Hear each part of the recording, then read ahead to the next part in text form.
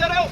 आप प्रदेश में किसी भी व्यक्ति का नाम के साथ सरकारी बोर्ड में जाति अंकित नहीं की जाएगी। हमारी पहचान एक भारत के नागरिक में सरकार के पास हो। हमारी पहचान एक हिंदू के नागरिक बोर्ड में जातियों का नाम लिखने का जो आवश्यकता है,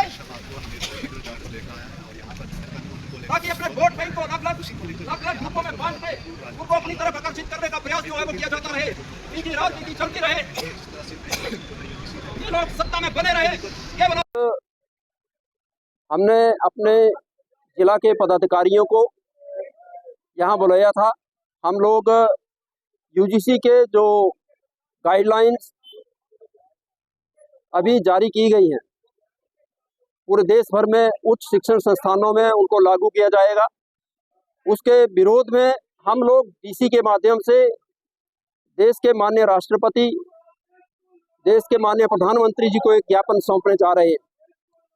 हम लोगों की चिंता ये है कि समय समय में इस देश में राजनीतिक दलों के द्वारा हमारे समाज को बांटने का प्रयास किया गया है, जातियों के आधार पर बांटने का प्रयास किया गया है। हम लोग ये चाहते हैं कि जाति और धर्म सरकारों का और राजनीतिक दलों का विषय नहीं है, ये व्यक्ति विशेष का अपना विषय है। किसकी जाति क्या है, किसका धर्म क्या है, ये हमारा व्यक्तिगत विषय है। सरकारें हमें सरकारी तौर पर सरकारी रिकॉर्ड में जातियों को लिखना बंद कर दें, जातियों के आधार पर भेदभाव सरकारें करना बंद कर दें। इस देश की एकता को और अखंडता को इस वजह से भारी खतरा पैदा हो रहा है। मैं यूजीसी के नियमों के बारे में कहना चाहता हूँ।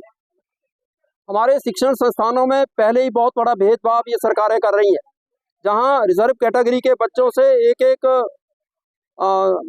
एक साल की 1-1 लाख रुपए फीस जमा करवाई जाती है। चाहे वो स्वर्ण समाज का बच्चा किसी गरीब किसान का हो, मजदूर का हो, किसी दुकानदार का हो, वो लाखों रुपए दे रहा है। और आरक्षित वर्ग का जो बच्चा है उसमें 8 और 10 हजार हमने जानकारी मिली है। ये रिकॉर्ड के आधार पर मैं कह रहा हूँ 8-8 हजार रुपए साल की फीसें दे रहे हैं। ये बहुत बड़ा भेदभाव हमारे सामान्य वर्ग के साथ हो रहा है, समाज के स्वर्ण समाज के साथ हो रहा है। अभी जो गाइडलाइंस जारी हुई है इसमें हमारे बच्चों को साफ तरीके से दोषी ही घोषित कर दिया गया है, क्योंकि जो भी वहाँ निर्णय करने वाली कमेटी बनेगी, जो सुपरविजन करने वाली कमेटी बनेगी, उसमें SC, ST, OBC और महिलाओं के प्रतिनिधि तो होंगे, लेकिन सामान्य वर्ग का प्रतिनिधि वहाँ नहीं होगा। और इस नियम का, इन गाइडलाइंस का भी उसी तरह से सरकारी इंस्टीट्यूशंस में दुरुपयोग होगा, जिस तरह से इस देश में लाखों लोग SC, ST एट्रोसिटी एक्ट के तहत के दुरुपयोग के कारण जेलों में पड़े हैं, कई सालों तक वो मुकदमों को भुगत रहे हैं। उसके बाद वो लोग बरी होते हैं, लेकिन उस कानून का जिस तरह से दुरुपयोग को रोकने का कोई प्रयास इन सरकारों ने आज दिन तक नहीं किया है, केवल और केवल अपने वोट बैंक की वजह से। उसी तरह के सरकारी इंस्टीट्यूशनों में भी हमारे बच्चे, हमारे देश का भविष्य, हमारे देश का ये वर्तमान जो युवा पीढ़ी है, ये डिप्रेशन में जाएगी, वहाँ जातीय भेदभाव बढ़ेंगे। बड़े स्पष्ट तौर पर कहना चाहते हैं कि हम लोग अब उठे हैं। हमीरपुर जिला से हमने शुरुआत की है, पूरे देश में इसका विरोध हो रहा है और हम ज्ञापन दे रहे हैं। हम पूरे देश के स्वर्ण समाज के साथ है, लेकिन अगर फिर भी सरकारें नहीं जागती, हमारे राजनीतिक तंत्र नहीं जागता है, तो हमीरपुर जिला मैं ये गारंटी के साथ कह रहा हूँ, हमारे हिमाचल प्रदेश के स्वर्ण समाज का नेतृत्व करेगा।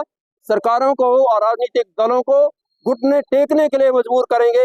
ये जब भी चुनाव लड़ेंगे, ये स्वर्ण समाज के लोगों के पास, सबसे पहले इनको स्वर्ण समाज के लोगों के पास आने की इनकी मजबूरी हम बना देंगे, और ये आएंगे और हम आगे बढ़ेंगे और इसको कानून को विड्रॉ करवाएंगे। आज स्वर्ण समाज का यूजीसी के आदेश जो है उसका हम ज्ञापन देने जा रहे हैं मुख्यमंत्री को। तो एक छोटा सा ये कॉल थी कि हम ज्ञापन देने के लिए हमने लोगों को बुलाया हुआ था, और अगर ये कानून वापस नहीं होता है तो एक बड़े आंदोलन का रास्ता हमें दिख रहा है कि आगे बड़ा आंदोलन होने वाला है। और मैं सरकारों से यही अनुरोध करूंगा कि जल्द से इस कानून को या तो ठीक किया जाए या वापस लिया जाए, क्योंकि इससे जो है आपस में भेदभाव हो रहा है। जो हम चाहते हैं कि हमारे स्वर्ण भाइयों और जो हमारे OBC भाई और नीचे स्टूडेंट्स भाई, उनमें कोई फर्क ना हो, लेकिन ये जो है कॉलेज स्तर पे इसको ला रहे हैं, ये गलत बात है।